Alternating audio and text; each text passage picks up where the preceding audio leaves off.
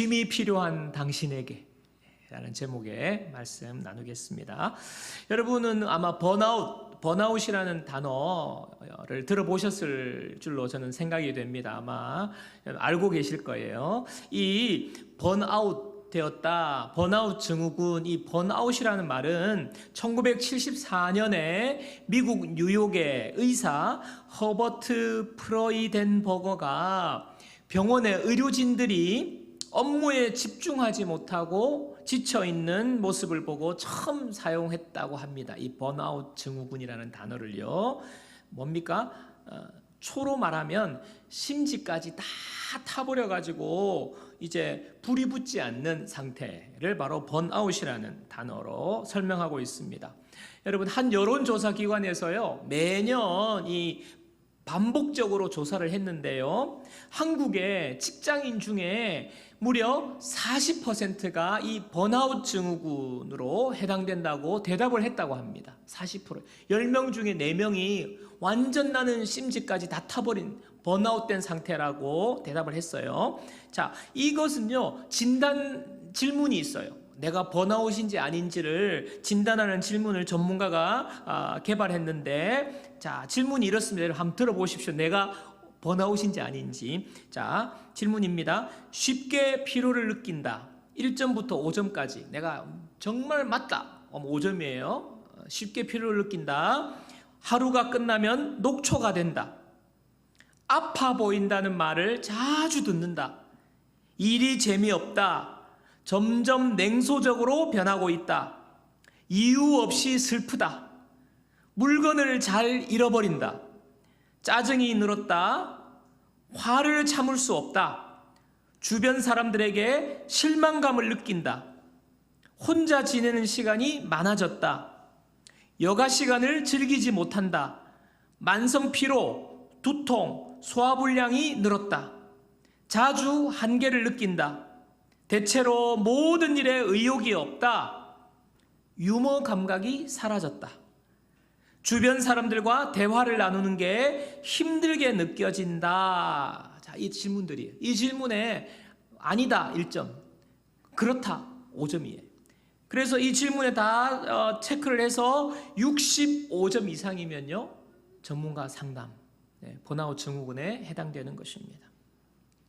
이 번아웃 증후군을, 이 자가진단 문항을 개발해 오신 분이 바로 박수정이라는 인하대 스포츠과학과 교수님이 계신데요, 이분이 이렇게 말했어요.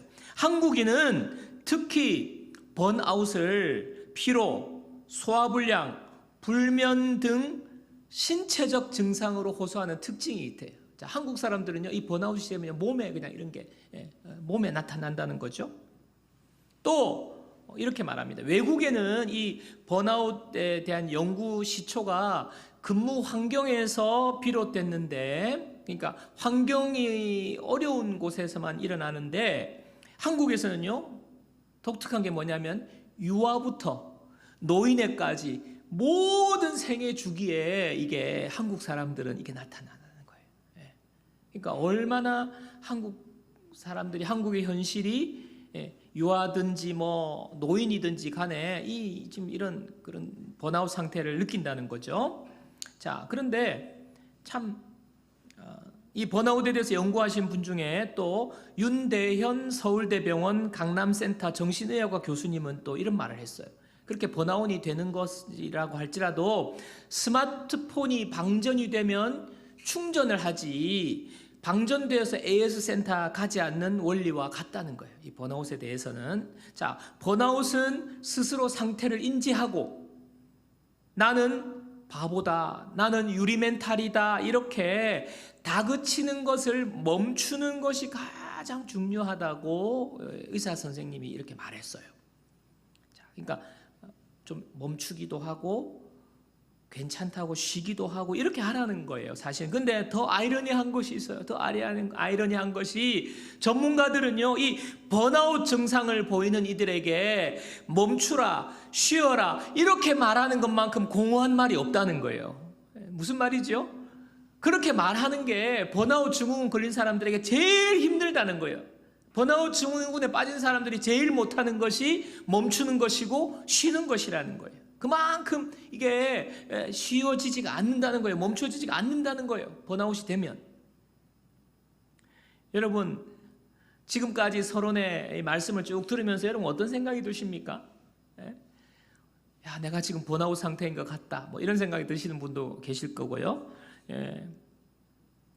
어떤 분들은 별 상관없다고 생각되시는 분들도 있겠지만은, 아니면 나는 번아웃은 안 됐는데 그냥 쉬고 싶어. 그냥 쉬고 싶어. 날마다 쉬었으면 좋겠다고 생각하시는 분이 계실지도 모르겠습니다.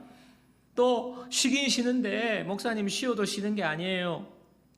마음이 복잡해서 쉰 것 같지 않다고, 참 그게 말같이 쉰다고 해서 다 해결되는 거 아닌 것 같아요. 그렇게 말씀하시는 분도 있을지 모르겠어요.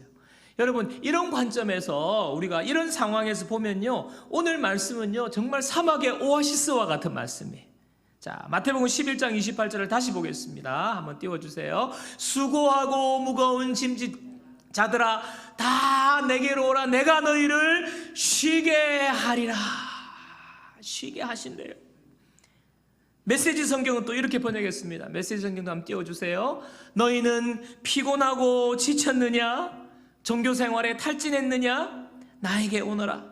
나와 함께 길을 나서면 너의 삶은 회복될 것이다. 쉬게 될 거야. 회복이 될 거야. 정말 오아시스와 같은 말씀이에요. 여러분, 쉬게 하리라는 말은 헬라어로 아나파우오라는 단어인데요, 이 단어는 쉬다 뿐만 아니라 생기를 되찾게 되다라는 의미가 있어요. 이 단어에. 여러분, 쉰다고 쉬었는데 지금 눈이 바로 감기고 지금 막 어젯밤에 쉰다고 쉬었는데 오늘 아침에 지금 잠이 오는 우리 지체들 있잖아요. 그게 쉰 게 아니에요. 뭐 스마트폰 보면서 그게 쉰 게 아니에요.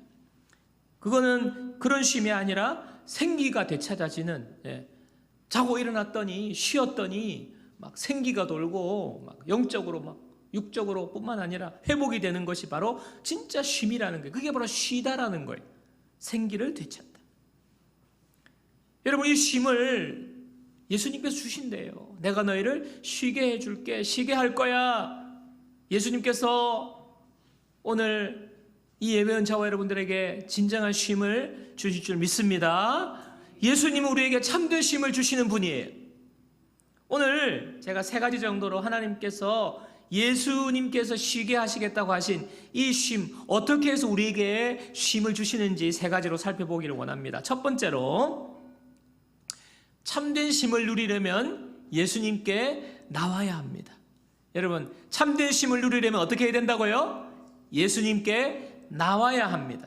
자, 제가 서론에서 번아웃에 빠진 사람에게 쉬라는 말만큼 가장 공허한 말이 없다고 그랬잖아요. 전문가의 말이에요.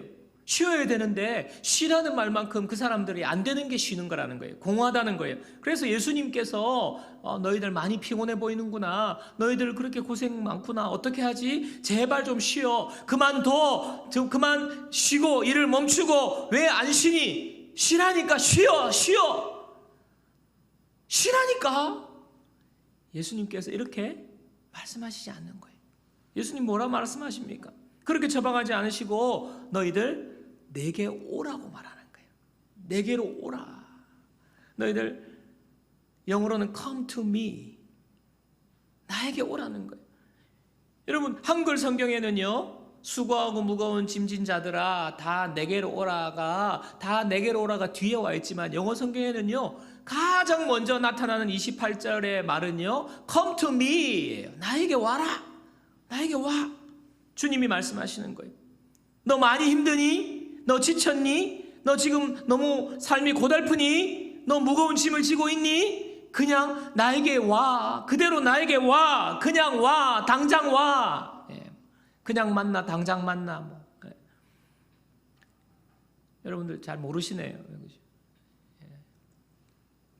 괜히 더 썰렁하게 된 것 같아요. 그 유명한 노래 있어요. 우리 지금 만나, 당장 만나, 그냥 만나. 주님께서 좀 웃으세요. 이렇게 목회자가 좀 웃기면 좀 웃어주고, 왜 그렇게 심각하고 진지한지. 주님께서는요, 지금 와, 당장 와, 그냥 와, 오라 하시는 거예요. 여러분, 예수님이 원하시는 게 뭡니까? 그냥 오라는 거예요. 나에게 오라는 거예요. 여러분, 어거스틴이라는 이름을 들어보셨을지 모르겠는데요, 성자라고 불리는 사람입니다. 어거스틴, 4세기의 위대한 성자 어거스틴은요, 이 사람은요 젊을 때에 공부도 열심히 했어요. 또 그리고 마니교라는 종교에 빠져가지고 그냥 거기에 완전히 종교에 심취해 보았어요. 그리고 또 어떨 때는요 쾌락에 빠졌어요. 온갖 쾌락과 향락과 음란과 모든 여자들, 온갖 여자들을 다 찝쩍거리고 다 하고 막 즐기면서 그렇게 살았어요. 왜? 뭔가 채워지지 않기 때문에, 뭔가 갈급함이 있었기 때문에, 그리고 뭔가 불안하기 때문에, 평안이 없기 때문에 그것을 가지면, 내가 그것을 누리면 평안할까 싶어서 그렇게 했는데 계속 회의감만 드는 거예요. 수많은 여자와 쾌락과 공부도 해보고 막 종교에 심취해보고 하는데 안 되는 거예요. 그러던 중에 밖에서 아이들이 노래를 부르는데 집에서 읽어라, 집에서 읽어라, 뭐 그런 노래가 있었나 봐요. 집에서 읽어라, 집에서 읽어라. 애들이 막 노래를 부르는데 그날따라 그 노래가 가슴을 콱 찌른 거예요. 집에서 읽어라. 그래서 이 어거스틴이 집에 들어가서 성경책을 펴서 성경을 읽는데 로마서의 말씀을 읽고 이 어거스틴이 완전히 주님을 인격적으로 만나게 된 거예요. 거기서 정말 놀라운 하나님의 은혜를 경험하게 된 거예요. 모든 문제가 해결되는, 회심하게 되면서 그가 완전히 삶이 바뀌게 됩니다. 그리고 고백록이라는 책을 썼어요. 위대한 고전으로, 뭐 인문 고전에 속하는 고백록을 썼는데 그 고백록에 이런 말을 했습니다. 하나님, 자막을 띄워주세요. 하나님, 당신을 위해 우리를 창조하셨으므로 우리 마음이 당신 안에서 안식을 얻기까지는 평안이 없나이다 고백했어요. 핵심은 뭡니까? 어디서 안식을 얻어요? 쉼을 얻어요? 세상 어느 곳에서도 쉼을 누릴 수 없다는 거예요. 얻을 수 없다는 거예요. 어디? 오직 하나님 안에서만이 안식을 얻게 되고 그때야 진정한 평안이 우리에게 찾아온다는 거예요.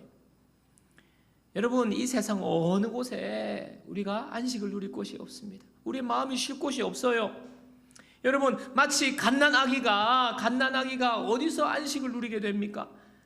엄마 품에 올 때, 엄마 품에 안길 때, 엄마 젖가슴에 안길 때 그 아이는요 참된 안식 가운데 거하게 되는 거예요. 여행을 다녀보면 아시겠지만 여행을 다닐 때 이런저런 뭐 여행 갈 때 너무 즐겁고 좋잖아요. 뭐 숙소에서도 뭐 지내기도 좋고 한데, 그러나 어때요? 어디가 가장 안식을 누릴 수 있는 곳입니까? 우리가 여행을 마치고 집에 돌아올 때 우리 집이 가장 우리에게 안식을 가져다 주는 거예요. 내 집이 안식을 가져다 주는 거예요. 이와 같이 여러분, 저와 여러분들이 안식을 누릴 수 있는 엄마 품과 같은 곳, 우리 집과 같은 곳, 바로 예수 그리스도, 그분에게 올 때예요. 그분한테 나올 때 우리는요 참된 쉼을 누리게 되는 것입니다. 사랑하는 여러분, 여러분 참된 쉼을 누리고 싶으신가요? 여러분에게 쉼이 필요하신가요? 예수님께 나오셔야 돼요. 예수님 앞에 나올 때에 그곳에 참된 쉼이 있어요. 자, 첫 번째, 참된 쉼을 얻으려면 예수님께 나와야 합니다. 자, 두 번째로 참된 쉼을 누리려면 예수님께 나를 맡겨야 합니다. 자, 따라하세요. 예수님께 나를 맡겨야 합니다. 예수님께 나를 맡겨야 합니다. 여러분, 참된 쉼을 누리려면요 예수님께 맡겨야 돼요. 자, 마태복음 11장 29절 말씀 우리 함께 보겠습니다. 우리 다 같이 한번 읽습니다. 시작. 나는 마음이 온유하고 겸손하니 나의 멍에를 메고 내게 배우라. 그리하면 너희 마음이 쉼을 얻으리니. 여기도요 한글 성경에는 나는 마음이 온유하고 이렇게 먼저 나오지만 한글 성경에는 첫 번째 28절은 뭐라 그랬죠? Come to me, 나에게 오라. 자, 두 번째는요 Take my yoke, 내 짐을 너가 매야 돼. 이걸 먼저 탁 주님이 말씀하시는 거예요. 내 멍에를 메고, 나의 멍에를 메고, 바로 이거예요. 내 멍에를 메는 것입니다. 분명하게 요구하시는 겁니다. 여러분, 멍에가 무엇인가요? 요즘 뭐 우리 자녀들은 또 멍에를 모를 수 있는데 사진 하나 띄워 주실래요? 저게 멍에예요. 멍에. 그 보이죠? 가운데 나무로 만든 저렇게 나무 막대나 나무 틀로 만들어서 그 멍에를 어디에? 소의 목에 씌우는 거죠. 그래서 멍에를 저렇게 씌우면 저기다가 이제 수레가 달려 있죠, 그죠? 수레를 끌고 가기도 하고, 또 저 멍에에다가 그 쇠로 된 연장 갈고리 같은 거를 걸어서, 그죠? 밭을 갈고 이렇게 농사하는데 하지 않습니까? 바로 저게 멍에예요. 저런 용도로 멍에를 씌웁니다. 그래서 예수님께서 나의 멍에를 매라는, 예수님의 멍에를 우리가 우리 목에 이렇게 마치 소가 멍에를 걸듯이 걸으라는 거예요. 제가 말씀을 준비하면서 다큐멘터리가 하나 생각나서, 옛날에 얼핏 본 다큐멘터리, 그게 뭐냐면 원앙소리라는 다큐멘터리, 여러분 보신 분이 있을지 모르겠어요. 할아버지하고 소 한 마리가 주인공이에요. 3년 동안 이 할아버지와 소의 그냥 일상을 3년 동안 찍었어요. 자, 이 원앙소리에 보면요, 할아버지하고 소 한 마리가 나오는데, 이 소가 할아버지랑 30년 동안 같이 지낸 거예요. 보통 소 수명이 얼마인지 아십니까? 소 수명이요 15년이에요. 15년. 그런데 이 소는요 30년 이상 할아버지와 함께 같이 지냈습니다.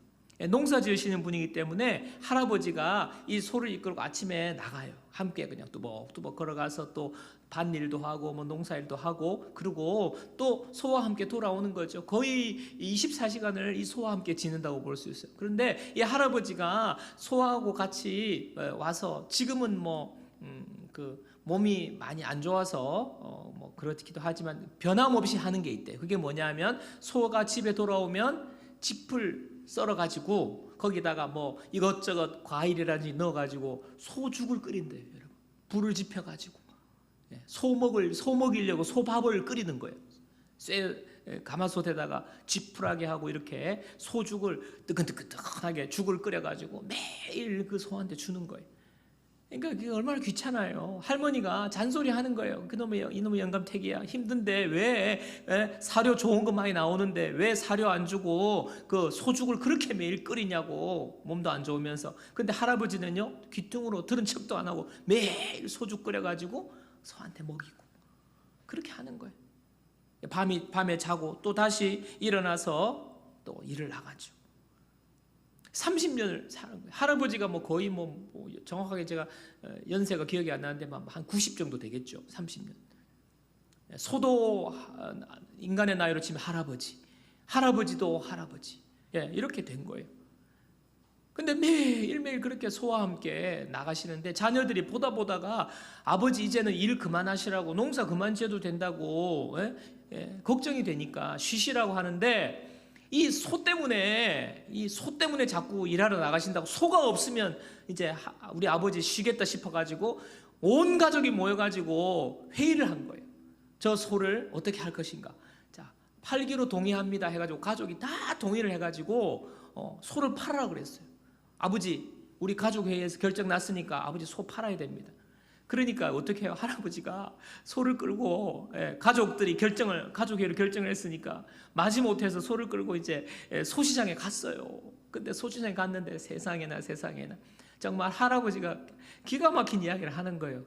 이제 소시장에 가면 소를 보고 이거 얼마에 파실 겁니까? 묻잖아요. 소 거래하시는 분들이. 근데 할아버지 이 소 얼마에 파실 거예요? 하니까 500만 원이래요. 500만 원. 여러분, 소값을 잘 몰라서 그런데 보면요 500만 원, 요즘도 한 마리가 이렇게 얼마인지 잘 모르겠는데 터무니없는 가격을 지금 할아버지가 부르는 거예요. 30년이 넘은 할아버지 소를, 이렇게 노우를 500만 원에 내놓으니까 사람들이 그냥 다 웃는 거예요. 할아버지 말도 안 되는 소리 하지 마시라고. 이게 무슨 500만 원이냐고. 결국에는 무엇입니까? 할아버지가요 이 소를요 팔기 싫은 거예요. 그러니까 500만 원, 말도 안 되는 가격에 내놓은 거예요. 아무도 사가지 말라고. 다시 소를 끌고 돌아와가지고 그런 과정들, 솔솔한 그냥 일상의 에피소드가 그려져 있는데, 그렇게 한 뒤에 1년 뒤에 이 소가 죽습니다. 근데 그 마지막 죽는 장면이 이렇게 굉장히 감동적이에요. 왜냐하면 이제 소하고 마지막 작별 인사를 하거든요. 근데 소가 눈물을 흘려요. 눈이 하여튼 눈물이 흘러요. 보세요. 제 말은 못 믿는 눈치인데 화면에 눈물을 흘려요. 그리고 눈을 감습니다. 할아버지도 울고 소도 울고. 제가 그 다큐멘터리가 막 생각이 났어요. 감동을 받았어요. 그러면서 오늘 말씀을 주님께서 멍에를 매라고 하시잖아요. 이게 오버랩이 되는 거예요.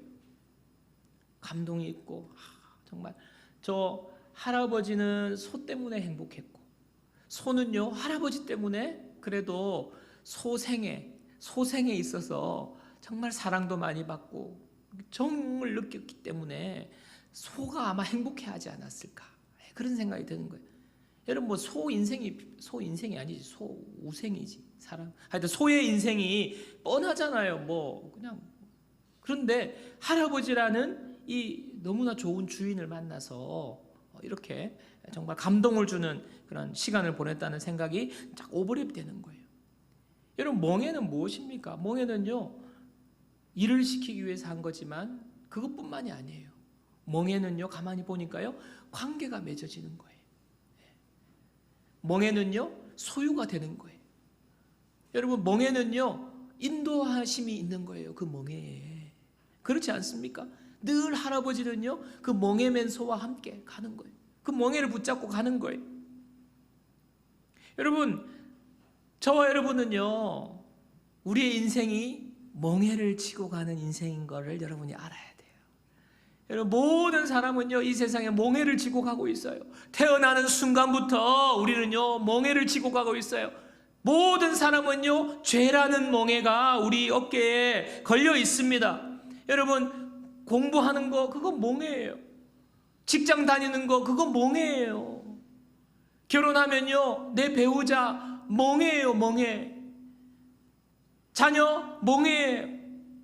우리가 경험하고 있는 것 우리가 수고하는 것 벗을 수 없이 우리가 짊어지고 가야 하는 모든 것이 멍에 아닙니까 여러분? 우리 몸뚱아리 어떻게 보면 건강이 멍에예요. 몸이 조금이라도 아프면 이게 얼마나 우리를 힘들게 합니까? 멍에예요. 멍에. 여러분 멍에 앉은 사람이 있으면 나와보세요. 모든 사람 우리는 멍에를 다 치고 가면 살아갑니다. 피할 수 없는 거예요. 근데 너무 무거운 거예요. 여러분 경험하고 있지 않습니까? 어느 것 하나 가벼운 게 없어요. 그런데 예수님께서 뭐라고 말씀하십니까? 내 멍에 매라는 거예요. 안 그래도 무거워 죽겠는데 예수님 멍에까지 매면 얼마나 힘들까 여러분. 근데 그게 아니에요. 주님의 멍에는 뭐라고 그럽니까? 내 멍에는 쉽고 내 짐은 가벼움이니라. 여러분 우리가 주님 앞에 나아가면요 주님께서 우리의 모든 짐을 대신 져주세요. 우리의 짐을 대신 져주시는 예수님, 우리의 멍에를 예수님이 대신 져주시고요 예수님의 멍에를 우리 가운데 짊어지는 것이 바로 우리가 예수님을 믿고 예수님을 따라가는 길이에요. 그게 신앙생활이에요. 여러분 우리의 모든 짐은요 십자가에 다 내려놓는 거예요. 그리고 예수님이 지워주시는 멍에 매는 거예요. 모든 짐을 예수님께 맡기십시오. 여러분 이미 우리의 모든 짐은 예수님을 믿는 순간 예수님께 다 맡겨진 줄 믿습니다. 여러분 건강의 멍에, 직장의 멍에, 사업의 멍에, 자녀의 멍에, 무슨 건강의 멍에, 모든 명예는 십자가에 다 맡겨진 줄 믿습니다. 우리는요 다시 그거 맬 필요 없어요. 여러분 다시 매는 사람이 있어요. 예배 드리러 왔다가 목사님이 그래도 근심 다 내려놓으라 하니까 마지못해서 내려놨다가 예배 마치고 돌아갈 때 다시 주섬주섬 근심을 다 멍에를 지고 돌아가는 분이 있어요. 여러분 그러지 마세요. 이미 예수님께서 우리의 모든 멍에와 짐을 다 지고 십자가에 죽으신 줄 믿습니다. 우리는요 이제 예수님의 멍에를 지는 거예요. 예수님의 멍에를 지면요 예수님이 우리를 이끌고 가요. 예수님과 함께 우리는 걸어가는 삶을 살게 되는 것입니다. 여러분 오늘 같은 주일도 믿지 않는 분들한테 전도해보면요 불교는 4월 초파일 1년에 한 번만 가면 되는데 기독교는 매주 가야 되니까 이게 너무 부담스럽다고 기독교 잘 못 믿겠다고 말하는 사람이 있어요. 예, 그 사람한테는 그게 매주 그게 멍해인 거잖아요. 그죠? 뭐 이해가 됩니다. 자, 여러분, 그런데 우리는요, 여러분 그렇게 생각하고 있습니까 혹시? 매주일 예배 오는 거 진짜 너무 힘들다, 멍해다, 이거 짐이다. 왜 교회 오니까 예수 믿으니까 하라는 것도 많고 하지 말라는 것도 많고 주일날 오는 것도 부담이 돼 죽겠는데 금요일날 기도에 나오라 하재. 예? 여러분, 우리가 새벽기도 나오라 안 하는 거 감사하세요. 예? 금요일 기도에 오라고 하지, 뭐 큐티 해라고 하지, 성경 읽으라고 그러지. 이거 뭐 자꾸 멍해를 지우냐? 여러분, 그거 멍해 맞습니다. 근데 잘 들으셔야 돼요. 주님이 지워주시는 멍해예요. 그게 주님이 지우시는 멍해예요. 여러분이 뭐 건강 문제, 자녀 문제, 직장 문제, 사업이 문제가 꼬여가지고 여러분 그 멍해를 여러분 지실래요? 아니면 그냥 나와서 기도의 멍해를 지실래요? 여러분, 주님의 멍해는요 가볍고 쉬워요. 주님 앞에 나오면요, 여러분, 우리가 주님 앞에 나올 때, 주일날 예배 드릴 때에 우리의 멍해가 다 벗어지는 거예요. 근심 걱정이 다 벗어집니다. 걱정과 염려 다 내려놓게 되는 거예요. 그래서 이 주님 앞에 나와서 예배할 때에 우리는요 참된 쉼을 누리게 되는 거예요. 여러분, 왜 우리가 쉼을 누리지 못합니까? 주님의 멍에를 매지 않기 때문에 그래요. 주일날 예배 나오지 않고 집에 들어 누워가지고 TV 보고 있으면 그것은 쉼이 아니에요. 예배에 나와서 말씀 읽고 예배 드리고 찬양하고 주님을 의지하고 하나님 말씀을 귀담아 듣고 할 때에 그것이 정말 쉼이 되는 거예요. 우리를 회복하는 거예요. 그게 바로 내게 내 멍에를 메어라, 주님의 멍에. 사랑하는 여러분, 여러분에게 정말 축복합니다. 여러분의 무거운 멍에를 벗어버리고 예수님의 멍에를 메기를 주님의 이름으로 축복합니다. 예수님의 멍에를 메어야 여러분 참된 쉼이 거기에 있어요. 예수님의 멍에를 메면요, 여러분, 예수님께서 여러분의 삶을 인도해 주시는 거예요. 여러분이 어디로 가야 될지 길을 잃을 이유가 없어요. 예수님의 멍에를 메면요, 예수님께서 먹여주시고 예수님께서 보호해 주시고 예수님께서 또 함께 우리를 동역자로 하나님의 일에 사용하시는 거예요. 하나님의 일에.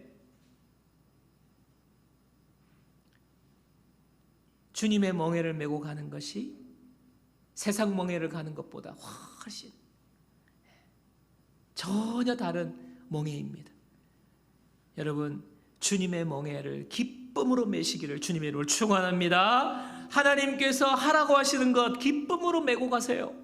하나님이 하지 말라고 하는 것 기쁨으로 그 말에 순종하십시오. 그것이 멍에가 아닙니다. 여러분의 참된 쉼을 주실 거예요. 사랑하는 여러분, 다시 한번 말씀드립니다. 아무런 멍에도 지지 않고 살아가는 사람은 이 세상에 없어요. 여러분, 예수님의 멍에를 메십시오. 그리고 참된 쉼을 누리는 저와 여러분들 되기를 주님의 이름으로 축원합니다. 자, 세 번째, 참된 쉼을 누리려면 예수님의 제자가 되어야 합니다. 자, 예수님의 제자가 되는 거예요.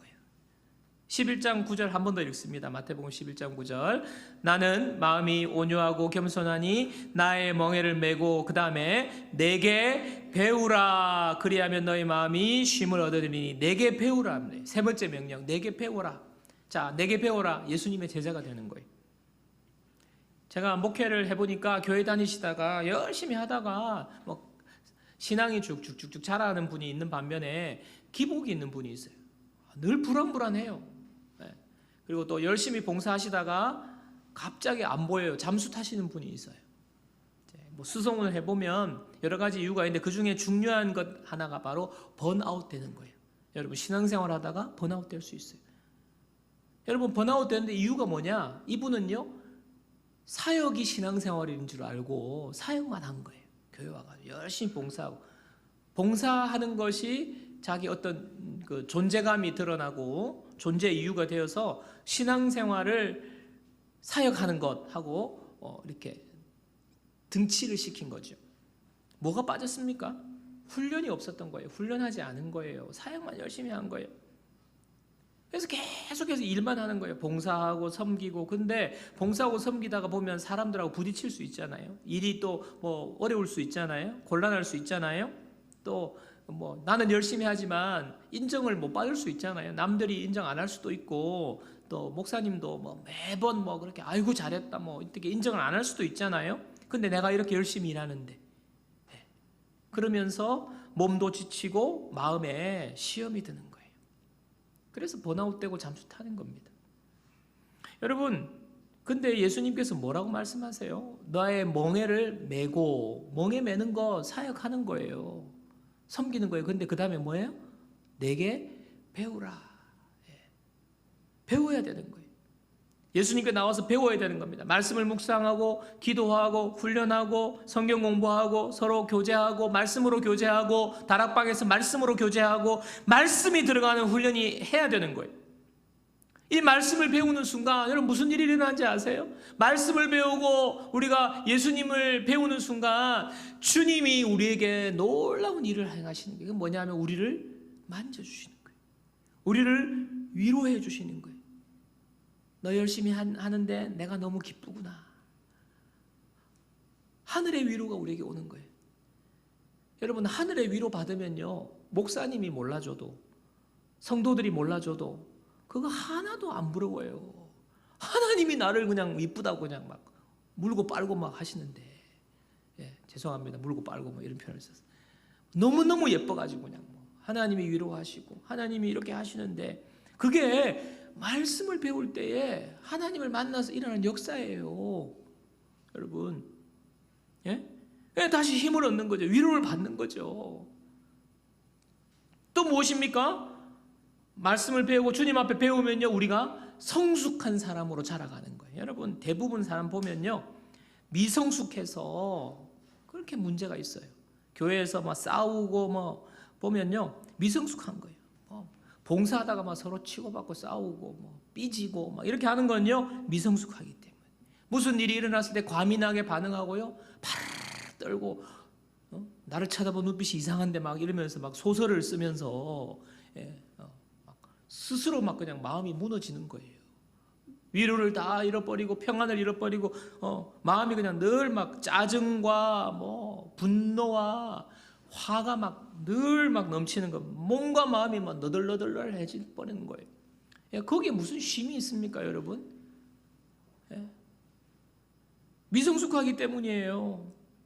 근데 성숙해지면요, 성숙해진 사람의 특징은요, 그런 것들에 별로 개의치 않게 되는, 그냥 지나갈 수 있는 힘이 생기는 거예요. 여러분 사회생활도 마찬가지입니다. 사회에서 뭐 그렇게 막 부딪히고 늘 충돌하고 싸우고 막 분노를 내뱉고 막 하나도 안 지려고 막 싸워서 이기면 뭐해? 이미 내 마음에 안식을 잃어버렸는데. 그렇게 사회생활하는 사람 있잖아요. 쉼과 평안이 없는 사람, 미성숙한 사람이기 때문에. 여러분 예수님께서 내게 와서 배우라고 하면서 예수님은 마음이 온유하고 겸손하신 분이라 그래요. 여러분 우리가 주님 앞에 섰을 때 주님의 온유하심이 우리 가운데 놀랍게 부어지는 거예요.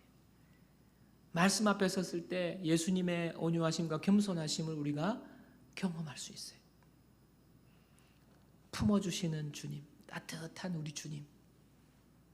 온유하시고 겸손하신 분에서 배우니까 어떻게 돼요? 마음에 우리도 온유와 겸손이 우리에게 자라는 거예요. 우리의 성품이 바뀌는 거예요. 여러분 온유하고 겸손하면요 아무런 문제가 없어요. 거의 문제가 없어요.